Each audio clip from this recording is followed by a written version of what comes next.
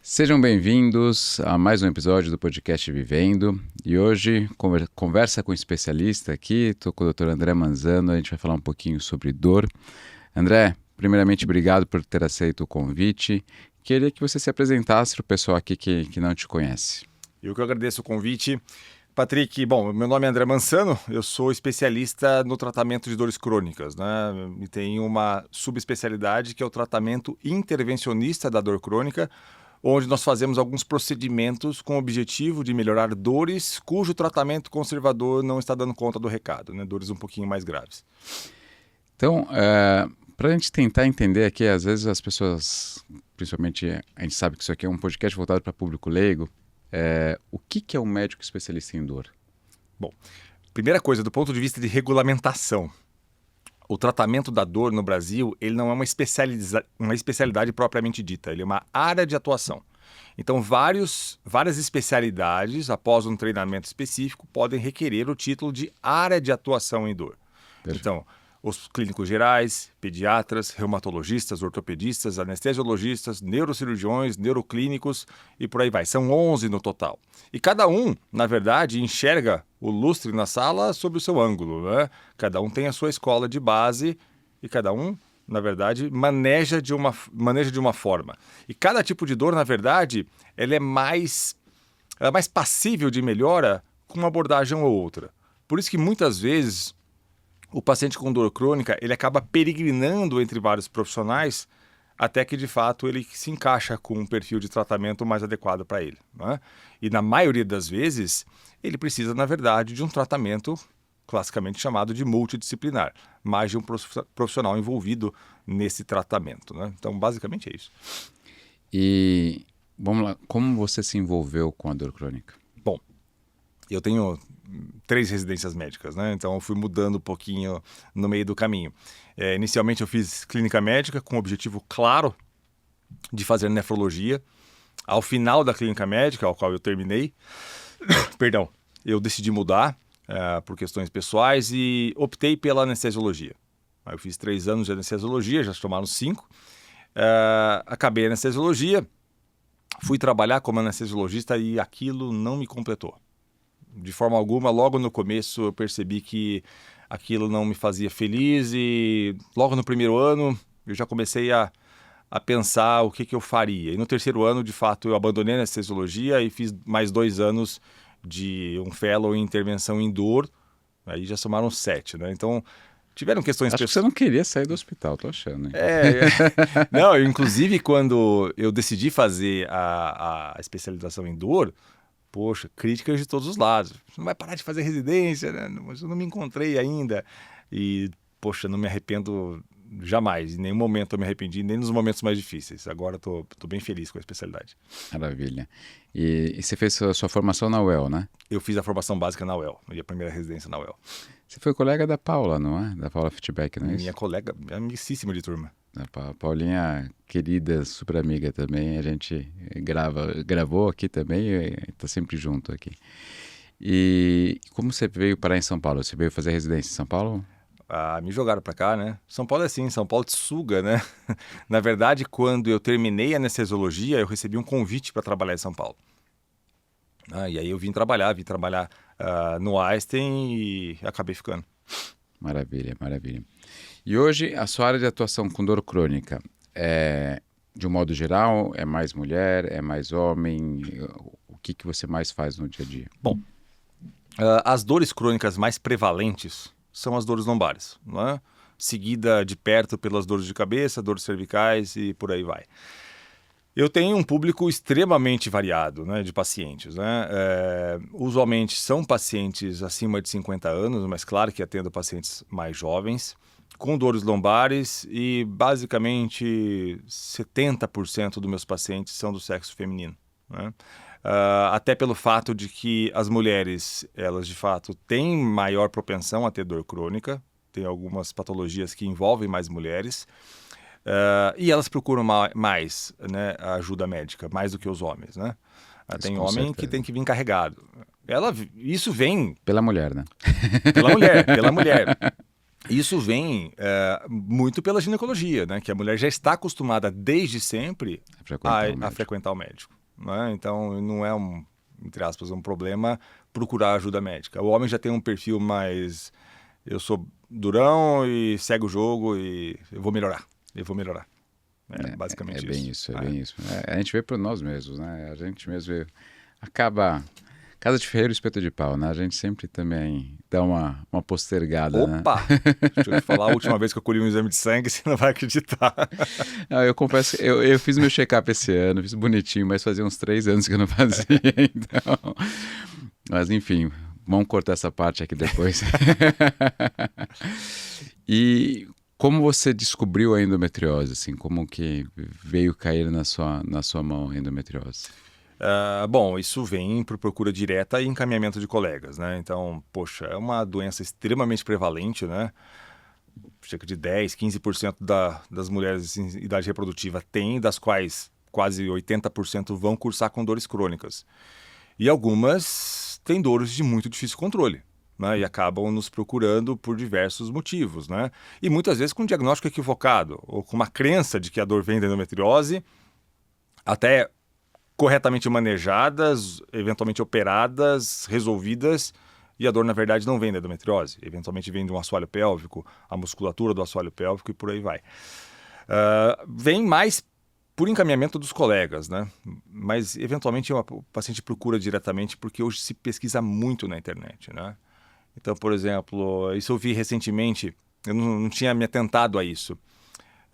Das pessoas que me seguem no meu Instagram profissional, 80% são mulheres. 80% são mulheres. Então, a mulher procura mais informação. Né? E na dor crônica, quando a pessoa ela se vê um pouco desesperançosa, ela começa, de fato, a procurar. Tanto que é muito comum eu perguntar para a minha paciente, quando chega no consultório, mas quem te encaminhou aqui? E elas começam com a mesma frase. Na verdade, eu vi um vídeo seu, e por aí vai. Né? Porque o desespero acaba fazendo que a pessoa procure muito, né? Hoje em dia acontece Mas muito. eu entendo isso, mas eu vejo também a importância que a gente tem de estar nas redes sociais e de levar boa informação, né? Isso é fundamental. Porque quando eu fiz parte da sociedade, da diretoria da Sociedade Brasileira de Endometriose, uma das minhas principais bandeiras era a sociedade precisa estar nas redes sociais. Sim. Né? Então, na época era uma participação bem leve, a gente conseguiu aumentando. Hoje a sociedade é bastante ativa, é muito legal isso. Mas tem tanto picareta, usando um português claro, nas redes sociais, que as pessoas sérias precisam estar lá. Exatamente. Lembro de uma conversa com um urologista, cara, super, super fantástico. E eu perguntei, mas você não tem um perfil no Instagram? Ah, eu não tenho, só tem picareta nisso aí. Eu disse, mas é por isso que você tem que estar. Mas, por essa questão de ter muita gente com informação não baseada em ciência no Instagram, criou-se um certo preconceito na academia. Sim. É uma culpa nossa de quem não faz, né? No sentido, se eu estiver, automaticamente vão me ver com maus olhos. Não, vão ver a informação que você passa. Né? Existe um preconceito na academia, isso existe. Hoje em dia tem mudado, né? A gente vê as grandes sociedades estando, a gente vê New England no Instagram, enfim. Mas eu lembro quando eu comecei no Instagram, eu não era muito bem visto. Exato. Né? Porque o pessoal fala, o Patrick tá lá, putz, ele é marqueteiro. Exato, né? esse é o ponto. Era desse ponto.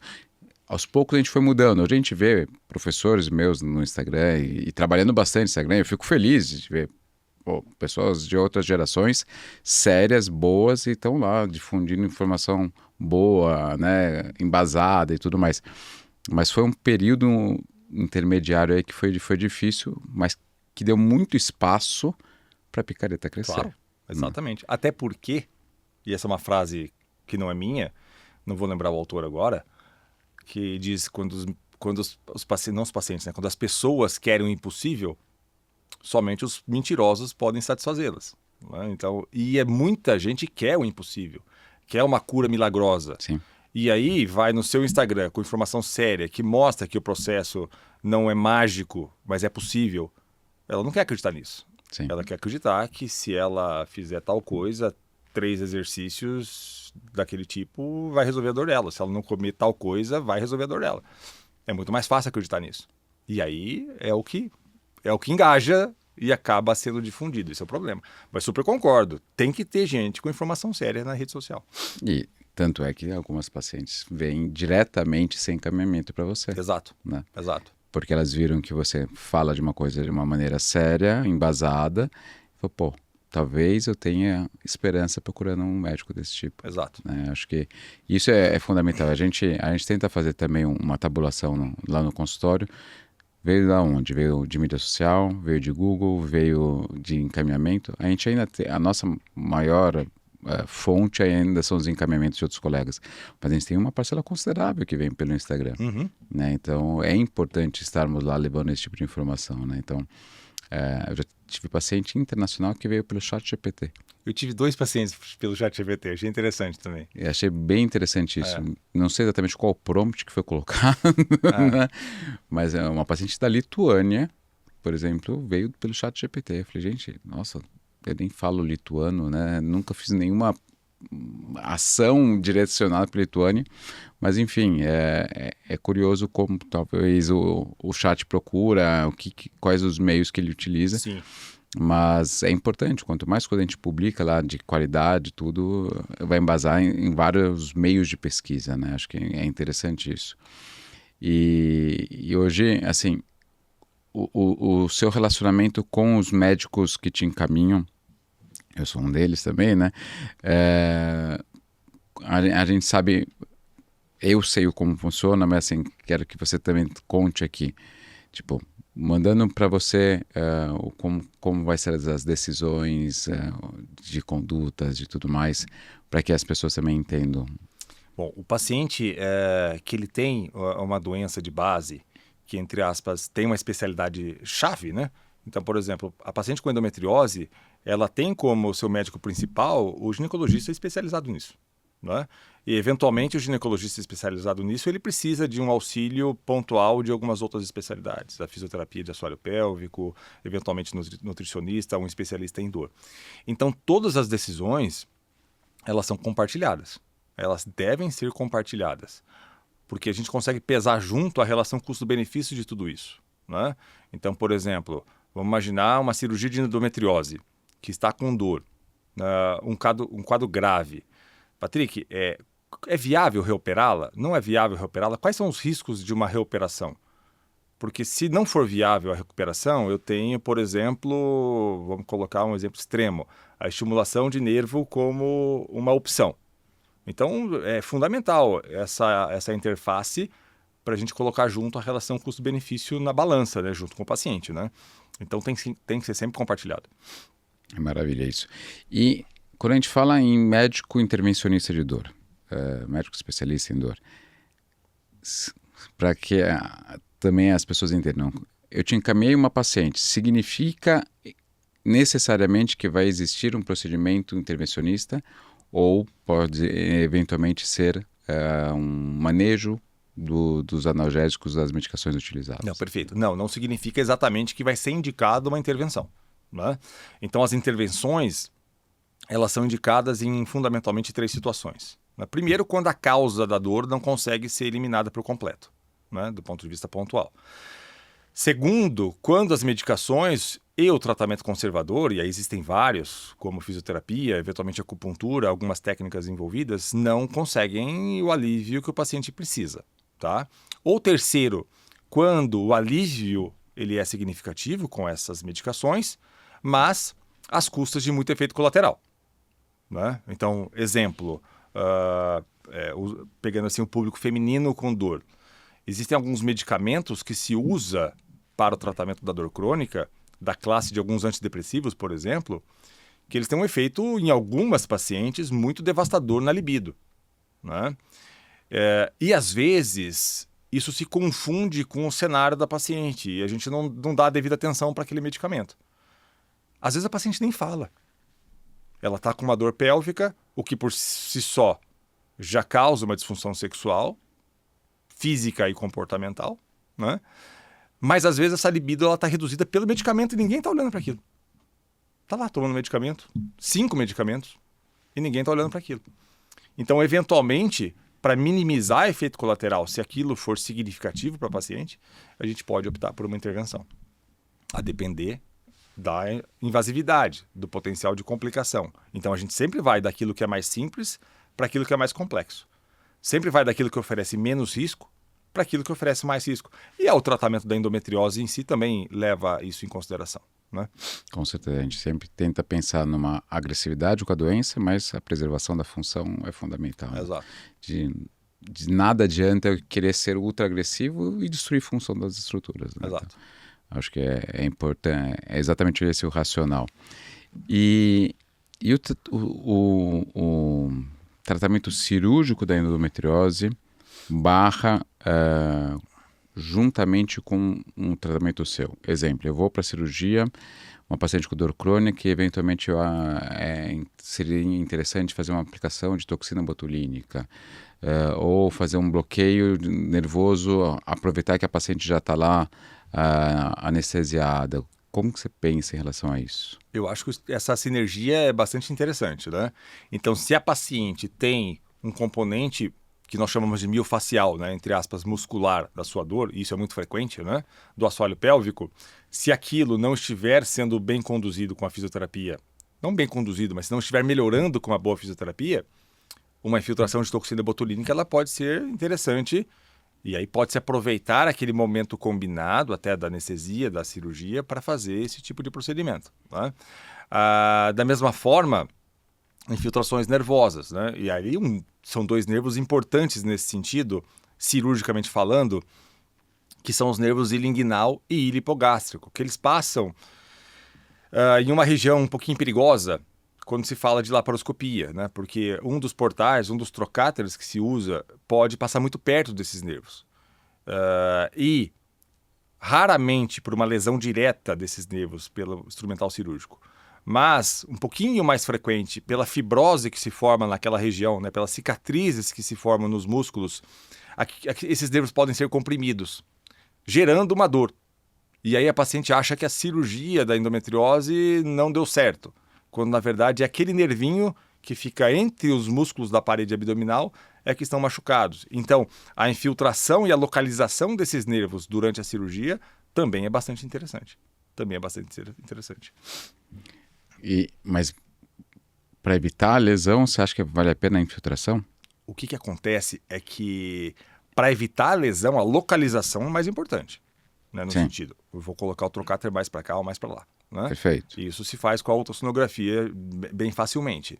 Mas o que se sabe é que infiltrações nervosas periféricas pós-operatórias, elas diminuem a incidência de dor crônica. Então, um bom manejo da dor no pós-operatório imediato, nos primeiros dias, está intimamente relacionado à diminuição de dor crônica. Intimamente. Perfeito. Acho que isso é uma coisa que na robótica a gente até faz talvez um pouco mais do que na laparoscópica, né? Até a instrumentadora fala, tem que bloquear, que a gente faz a injeção da BUP nos portais, né? Uhum. E a gente até fazia isso com uma frequência grande na laparoscopia, mas eu acho que eu vejo as equipes que foram para a robótica fazendo isso mais rotineiramente do que quem fazia somente a laparoscopia. Na laparoscopia a gente faz, mas eu não sei se o treinamento das instrumentadoras também teve um pouco disso e tal, mas a gente vê até uma cobrança muito grande das instrumentadoras, lembrando a equipe médica de fazer o bloqueio dos portais, mesmo quem fez hack e tudo, fazer o bloqueio dos portais no perioperatório, né? Tanto no pré-incisão quanto ou no pós-incisão. Acho que é interessante isso, a gente vê ações simples, mas que podem ter uma repercussão muito grande. Muito né? grande. E são pequenas ações combinadas, né? São pequenas ações combinadas. Mas deve ser isso mesmo, deve ser o treinamento, talvez, diferenciado da instrumentadora, entre aspas, robótica, né? Sim. Provavelmente sim, porque o treinamento foi desenvolvido numa época mais recente, onde se dá mais atenção para esse tipo de problema mais do que no passado. Com certeza, com certeza. E essa parte da questão das punções é muito interessante. como a gente tenta sempre, quando a gente vai ensinar os fellows, tudo, a posicionar os trocáteres, a gente tenta, quando a paciente é magrinha, fica mais fácil, né, de desenhar na própria barriga delas para poder demonstrar, olha, deve estar passando aqui e tal, tudo. Mas, às vezes, a gente vê muitos colegas pensando exclusivamente no estético Uhum. e aí acabam posicionando os trocáteres de maneira equivocada e, eventualmente, tendo algumas complicações como a que você falou, né? Exato. Forçando para que aquilo fique abaixo da roupa íntima ou de uma roupa de banho, né? Exatamente, exatamente. Então, lógico, a gente vai tentar seguir o mais Uhum. estético possível, né? Desde que a gente consiga respeitar a anatomia adequada, né? Então, Mas a maioria das pacientes que eu vejo, nossas incisões são tão diminutas. sim.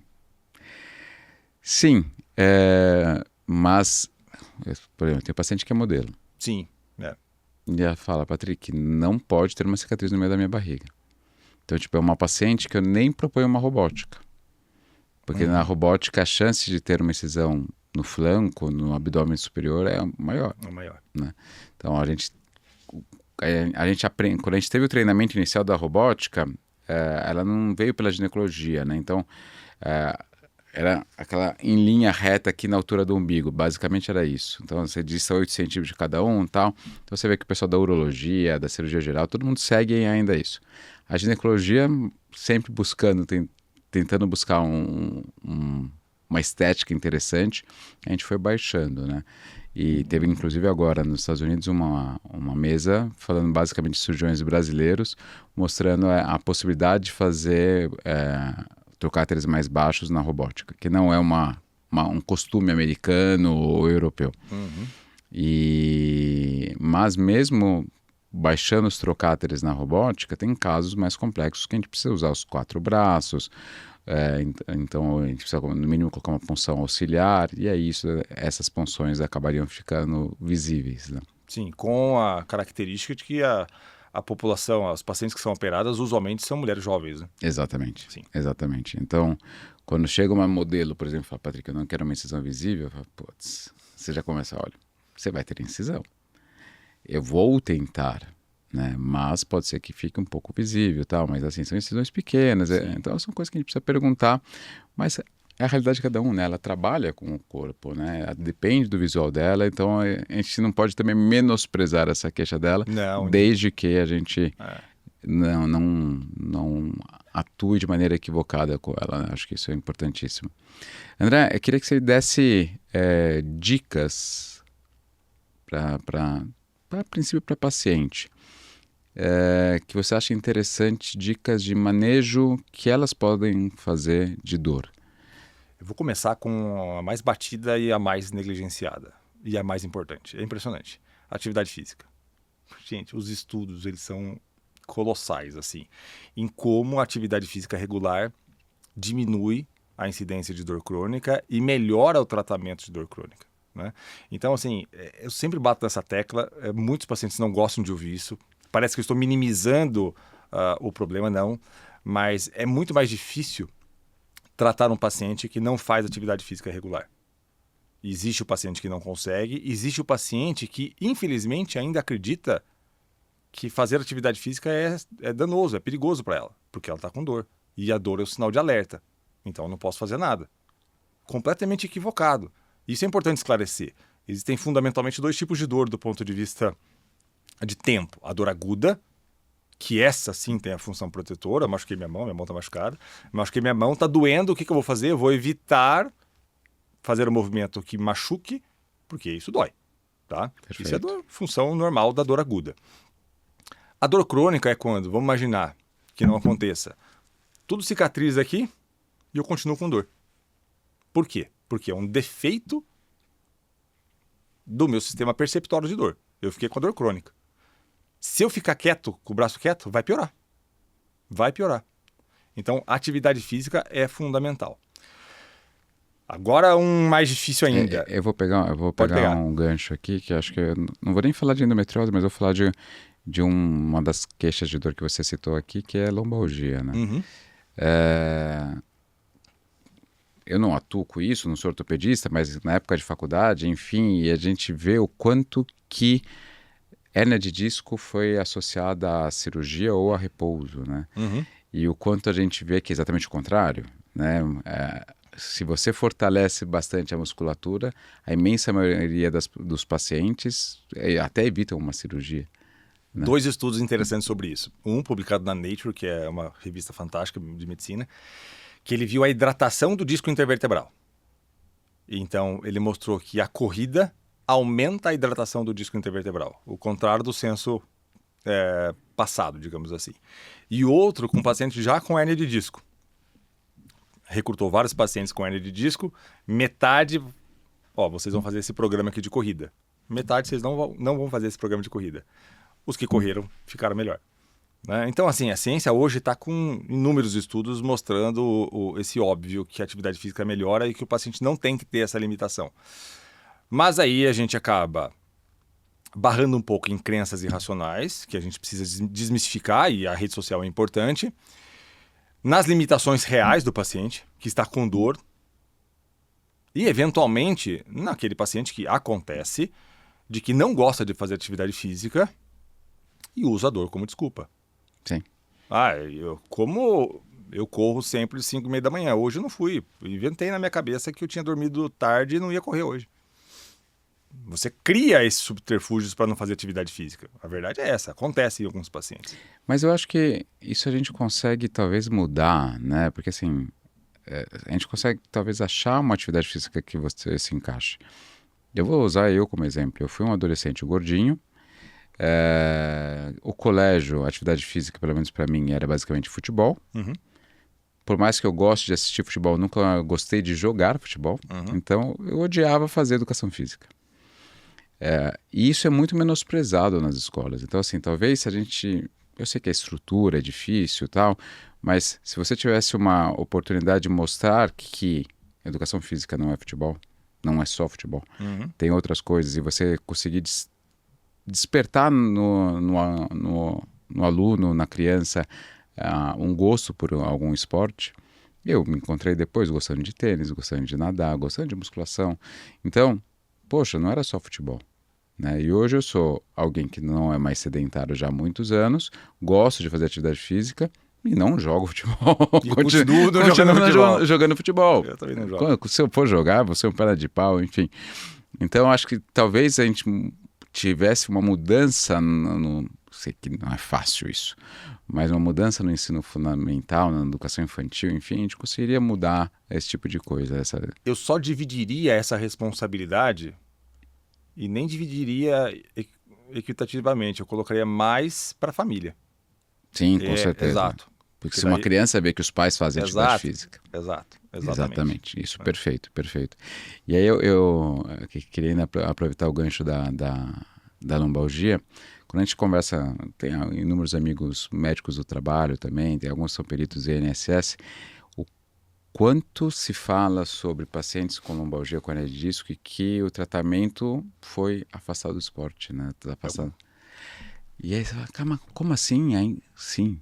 Né? E não só em SUS, mas em medicina privada também. Opa. A gente vê muito ainda Todo isso. dia eu vejo né? isso. Todo dia. E eu falei, cara, não é possível. Eu tenho 2 hérnias, né? Tipo, e faço atividade física todo dia. Então, assim, não tenho restrição, Katsu. Estudo com tenista juvenil, de 16 a 23 anos, tenistas de alto rendimento. 100 tenistas, ninguém tinha dor. Ressonância em todo mundo. 31% tinha hérnia de disco. Vai ter. Olha. 31%. Vai ter. Eu devo ter, não fiz ressonância, mas devo ter. Tá aí. Eu sei por causa da época que eu era sedentário. 5 a 8% dos pacientes com hérnia de disco tem dor da hérnia de disco. O resto deixa ela lá. É um envelhecimento natural, igual a ruga. Segue o jogo. Ao invés de fazer botox, faz atividade física. Exato. Logo dá trabalho. Dá trabalho. Estresse é outro, gente do céu. E aí complica, né? Estresse piora todo e qualquer tipo de dor crônica. Então, o controle disso, que não é fácil, ele é fundamental. E aí, o paciente não quer acreditar nisso. Eu falei recentemente num podcast isso. O paciente não quer acreditar nisso. Por que ele não quer acreditar nisso? Primeiro, porque ele vem de muitos profissionais que disseram que a dor é da cabeça dele. porque a dor é crônica, que já não deveria ter a dor, porque pelos seus exames você não deveria ter essa dor, mas ele tem. E segundo, que muitas vezes resolver esse estresse está a léguas de distância do paciente. Do tipo, eu vou precisar separar porque o meu problema é o meu relacionamento? Eu vou precisar pedir demissão porque o meu estresse é o meu trabalho? Às vezes ele não tem condição nem força de vontade de resolver esse problema. Aí ele é melhor ele não. Deixa isso aqui pra lá. Né? Sim. Dificílimo. Mas é muito... Ficou muito batido, a gente fala manejo do estresse, mas o manejo do estresse é difícil, né? É exatamente isso. É você sair do seu conforto para conseguir mudar a sua situação atual. E nem sempre isso vai ser possível, né? Nem sempre vai estar somente nas suas mãos. Aliás, na maior parte das vezes não vai estar somente nas suas mãos. Mas é o que muitas vezes a gente vê quando a gente fala de sexualidade. Principalmente a sexualidade feminina. A gente sabe que a sexualidade masculina, a libido masculina, é muito dependente da testosterona, porque a gente tem um nível de testosterona mais alto que o da mulher. Uhum. Mas é muito comum a gente ver mulheres chegando no consultório ginecológico, falando de libido, achando que é dar uma testosterona que vai resolver, mas quando você vê o contexto, o entorno, cara, a testosterona aqui não vai adiantar em nada nisso, né? Eu preciso resolver isso. Olha o seu relacionamento, você nem fala com o seu marido, né? Tipo, como você vai ter vontade de transar com ele? Você não vai, né? Você precisa resolver entre vocês. Vocês estão bem juntos, vocês vão seguir juntos, vocês vão se separar, mas tem coisas que precisam ser resolvidas que não são fáceis, né? Então, o manejo do estresse, ele vai envolver muita coisa, né? Então, é fácil falar, é difícil fazer, mas a gente vê o quanto de impacto vai ter na nossa vida. Né? Segue sendo importante, por mais difícil que seja. Exatamente, sem dúvida alguma. Que mais? Mais dicas? A outra dica, de fato, é procurar auxílio médico, né? Porque também os estudos são categóricos que quanto mais cedo a dor crônica for tratada, maiores as chances de sucesso. Então, a leitura é basicamente a seguinte. Como eu disse, a dor tem um fator protetivo, né? Então, o cérebro interpreta, eu estou sentindo dor, o que ele faz? Ele gera um comportamento protetor. No meu caso, eu não vou fazer esse movimento aqui, que é a pronação. Isso dói. Então, não vou fazer isso. Imagine, evolutivamente falando, que essa dor continua. Qual que é a interpretação, entre aspas, do cérebro? Pô, o André machucou, eu estou falando para ele gerar o comportamento protetor e segue doendo. O que eu vou fazer? Eu vou amplificar a dor. Vou mandar mais sinal de dor para que ele gere o comportamento protetor. Isso se chama, na medicina, de sensibilização central. As vias da dor ficam sensibilizadas. Né? Então, quanto mais cedo tratar, melhor. Aliás, tem um estudo com endometriose interessante, muito interessante. O estudo recrutou pacientes com endometriose antes e depois da cirurgia da endometriose. Eles mediram o limiar de dor. Então, para quem não sabe o que é limiar de dor, é o tamanho do estímulo que eu preciso fazer para que o paciente sinta dor. Exemplo, e nesse caso foi isso, um beliscão no cotovelo, um estímulo mecânico no cotovelo, no braço. Quanto maior o estímulo que eu tenho que fazer para o paciente sentir dor, maior é esse limiar. Né? Então, quanto maior o limiar, melhor. Eles viram que o limiar de dor dos pacientes com endometriose estava muito baixo. E para regiões do corpo que o paciente não sentia dor. Não era um limiar de dor pélvico, em outras regiões, no braço, por exemplo. E com a cirurgia de endometriose, esse limiar de dor foi restabelecido para a normalidade. Por quê? Porque é uma doença inflamatória que gera uma inflamação sistêmica e aumenta a sensibilidade da dor. Interessante isso. Aliás, eu já vi várias pacientes com dores generalizadas com endometriose que operaram e melhoraram das dores generalizadas. E a gente vê até disposição geral, né? Então, às vezes você tinha uma dor que você não relacionava aquilo e depois você acaba, putz, podia ser daquilo. Acho que é muito legal isso. A gente entender cada vez mais do quão sistêmico é a endometriose, né? Isso. Então, é muito legal. E a gente ter um estudo mostrando isso é fundamental. Mas vamos continuando aqui na sensibilização central. Por que é tão mais difícil acabar com a dor ou diminuir a dor após uma sensibilização central do que se a gente pega essa dor antes disso. Ótimo. Então, assim, caminho da dor. Vou usar o braço como exemplo. O estímulo doloroso sai da minha mão, caminha por um nervo, vai até a medula, faz uma conexão com outro nervo, com outro neurônio, sobe para a região cerebral onde eu sinto a dor. Quando o problema está aqui na mão, somente aqui na mão, é muito mais fácil resolver, né? A sensibilização central, ela acontece com alterações em todo o caminho da dor. Então, por exemplo, já não adianta mais eu tratar só a minha mão, operar só a minha mão, porque todo o trajeto daquela dor está sensibilizado, inclusive com alterações celulares de neurônios até na região cerebral.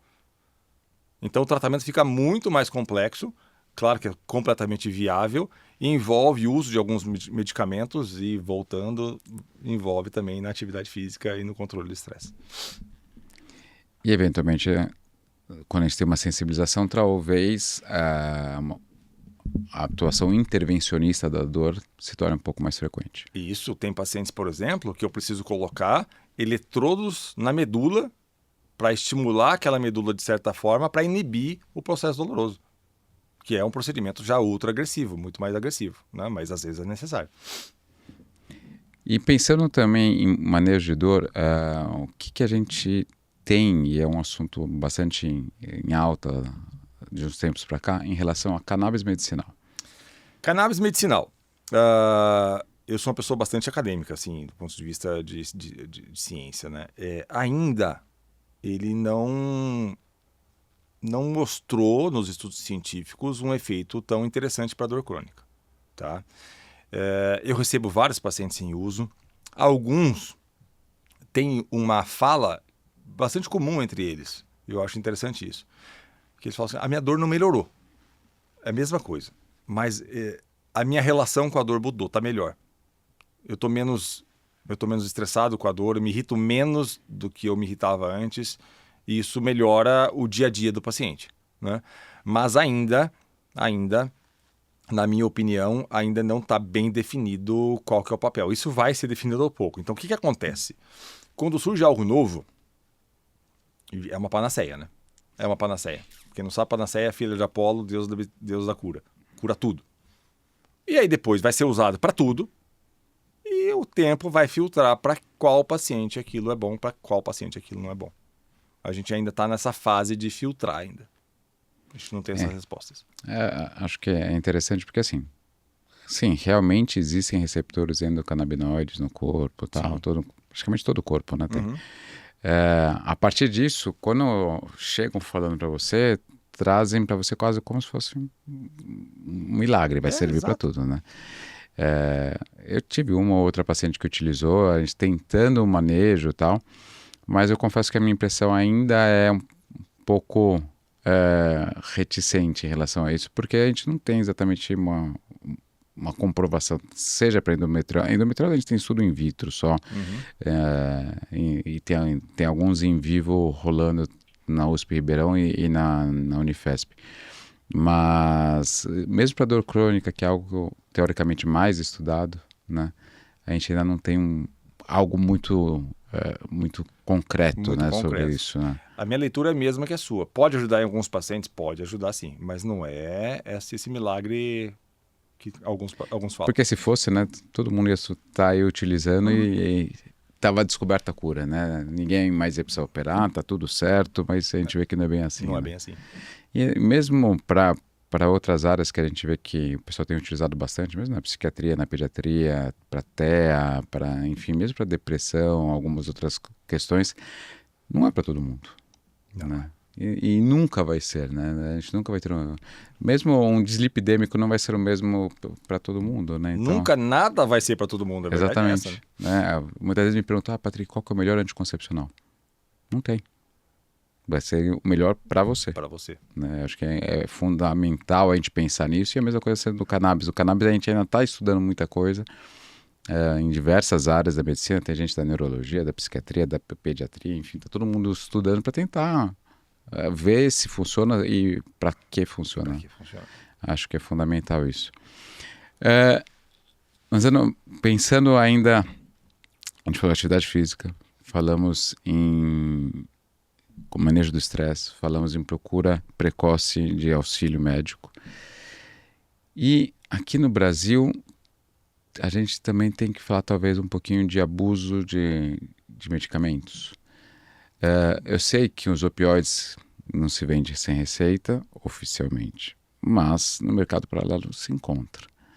Né? Talvez não seja algo tão a gente não tem uma epidemia de dependência de opioides como a gente vê nos Estados Unidos, mas talvez usar os Estados Unidos e Canadá como exemplo seria interessante também de falar um pouco sobre o tema. Porque a gente acaba copiando o que eles têm de ruim, né? A gente usualmente não copia o que eles têm de bom. Exatamente. Então, os opioides, né, que são os derivados, a própria morfina ou os derivados da morfina, são medicamentos mais fortes para o controle de dor, que em muitos pacientes ele é necessário. Mas ele traz consigo alguns efeitos colaterais clássicos, como náusea, como constipação intestinal, em uma sobredosagem até risco de o que a gente chama de depressão respiratória. É o paciente diminuir a respiração, podendo ser bastante grave. Mas o risco muito importante é isso que você citou, a dependência do opioide. Né? Então, os Estados Unidos vivem uma crise de dependência do opioide, que ele começa no consultório e ele termina na rua. Então, ele começa usando após uma cirurgia ortopédica, ele tem o efeito secundário, que é essa euforia, que é esse bem-estar causado pela droga em si, e aí ele não tem mais acesso àquilo, aí ele vai para a rua. E aí que a coisa fica mais perigosa ainda, porque daí ele vai para o fentanil, que são coisas mais fortes, ele vai para qualquer coisa, porque ele está, na verdade, numa adição verdadeira, né? E quando a gente fala de um paciente jovem, isso é ainda mais importante, por um motivo muito simples. Ele vai viver mais tempo usando aquilo e vai ter mais chance de ter adição. Né? Existem escalas até que medem o risco dessa adição. Eu, por exemplo, e eu já falo isso nas minhas aulas, eu tenho 4 vezes mais chance de ter adição de opioide, pelo simples fato de meu pai ter sido tabagista e do meu tio ter sido etilista. Só por isso, eu tenho 4 vezes mais chance de ter adição a qualquer substância.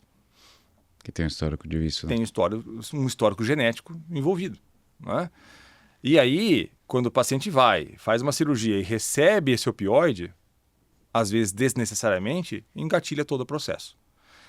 Quando a gente fala de dor, como isso é delicado? Por quê? Porque o paciente está com dor, ele recebe opioide porque a dor não estava melhorando, ele tem a adição e muitas vezes o que acontece é que ele não está mais com dor. Ele até interpreta que seja dor, mas é, na verdade, uma fissura pela substância. E aí ele vai ao consultório pedindo a medicação, dizendo que está com dor. É diferente, por exemplo, ele fala assim, André, me dá uma receita de cocaína, porque eu quero usar cocaína. Claro que não. Me dá uma receita de opioide porque eu estou com dor. Olha como o pedido é nobre. E olha como fica difícil eu não atender. Sim. É muito complicado. É muito complicado. E no paciente em adição, o que ele faz? Ele vai em vários médicos. E nós não temos um sistema unificado onde eu consigo saber que o Patrick deu a receita ontem e eu estou dando outra hoje. Eu não tenho como saber. Os Estados Unidos têm. Eu não tenho como saber. Talvez tenha surgido esse tipo de sistema unificado justamente por causa disso. Exato. Tanto que lá se faz, em muitos pacientes, uma dosagem de opioide na urina que não é nem para saber se o paciente está tomando muito. É para saber se ele está tomando. Por quê? Porque tem gente que vai lá, pede a receita, não usa e vende. Olha. Não usa e vende. E a gente vê eu não vou lembrar o nome do documentário, que foi justamente falando da oxicodona. Mas Máfia da dor. Tem alguns, mas Máfia da dor é bem emblemático. Isso, esse mesmo. E que falava justamente também da ida da oxicodona para heroína, para cocaína, né? Então, como esse caminho do vício pode levar a algo desastroso. Né? Começa no consultório, fica difícil conseguir receita, a oxicodona no mercado negro é caro, o americano vai para heroína, o brasileiro vai para o crack, por aí vai. Gravíssimo, gravíssimo. E por outro lado, tem, na verdade, pacientes que de fato precisam disso. Sim. Delicado demais, muito delicado. Um outro emblemático que fala sobre a dependência da oxicodona é o House, né? Sim, é um semelhante ao oxicodona. Dele eu acho que era... É Vicodin, né? É o Vicodin. Eu acho que a gente não tem aqui, a hidromorfona, eu acho. Mas é semelhante. É semelhante, né? E você vê ele indo roubar dentro do próprio hospital, né? Então, e ele é pego algumas vezes, inclusive, né? Então mostra o quanto, tipo, pô, o cara é um médico, tudo bem, polêmico, mas era fantástico, genial, né? Nos diagnósticos e tudo. E mesmo um cara assim pode... Né? Ninguém está isento a isso. Ninguém está isento. Ninguém está isento. E possivelmente ele teria algum pai tabagista, alguma coisa assim, talvez que tivesse propiciado tudo isso. Exato. Né? Acho que é importante a gente falar isso, mas eu nunca tinha parado para pensar. Meu pai também era tabagista, né? Então só por esse fato eu também tenho um risco maior, né? Tem um risco maior. Então, graças a Deus não tenho nenhum vício, mas existe esse risco. É interessante a gente olhar para isso, né? A gente pensar nisso também, né? E ver que nós não estamos isentos. Então, o uso deve ser uma coisa bastante calculada. Muito né? criteriosa. Muito criteriosa. Exatamente. Por isso que é importante, inclusive, a gente começar num manejo da dor inicial, para justamente tentar evitar de utilizar essa progressão de medicamentos. Né? Às vezes a gente consegue resolver uma coisa com uma Novalgina, né? Com uma potência analgésica fantástica. Quer outro estudo legal? Manda aí. Novalgina, se não me engano, era um estudo com pacientes com câncer de pâncreas, dose de 2 gramas de Novalgina comparado com 10 miligramas de morfina 6 vezes ao dia. Mesma analgesia. Dipirona é fantástico. Dipirona é fantástico. E é bizarro que a gente não vê fora, né? Não vê. Muito barato, né? Provavelmente é isso, né? Enfim, e mesmo sendo europeia, né? Porque ela é alemã. Ela é alemã. Alemã. E mesmo na Alemanha a gente não vê para vender. Existe não vou dizer que é lenda, existe um efeito colateral gravíssimo que chama-se agranulocitose, né? Que é uma diminuição abrupta da produção de células do sangue, que é reportada com dipirona. Eu nunca vi. E a gente usa torto direito aqui no Brasil. Não é que eu nunca vi, eu tenho 20 anos de formado e nunca vi. Mas é que eu não conheço alguém que tenha visto. Né? Então é um risco que está lá e proibiu o uso. Em compensação, a gente já fez países. transplante de fígado para paracetamol. Se pegar o uso, eu adoro estudo. Tem outro estudo com uso regular de paracetamol, com doses normais, 30% evoluindo com aumento das enzimas hepáticas. Não uma falência hepática, não. Mas já com aumento dos exames que mostram um dano hepático. E aí, tá podendo. Mas, nossa... Tanto que eu tenho pacientes ou amigos que moram nos Estados Unidos, quando vêm para cá, pegam dipirona e levam para lá. Quer ter a dipirona Mas lá. brasileiros. Brasileiros, que conhecem. Brasileiros. Exatamente. Eu acabei de ir para encontrar os amigos. Patrick, você traz umas 2 cartelinhas? Leva. Exato. Tá tudo certo. Mas, teoricamente, se pegarem a gente como é proibido lá, teoricamente não poderia, né? Se você tiver receita, pode, né? Estou usando isso aqui. Não é da classe dos opioides. O opioide é um pouquinho mais complicado, né? Se você está usando para uso próprio, você pode. Você leva uma receita, estou usando. A quantidade que eu estou trazendo é compatível para o meu tempo que eu estou aqui? Pode. Agora, estou passando uma semana nos Estados Unidos, chego lá com 10 200 cartelas, comprimidos. Não dá. Né? Aí não.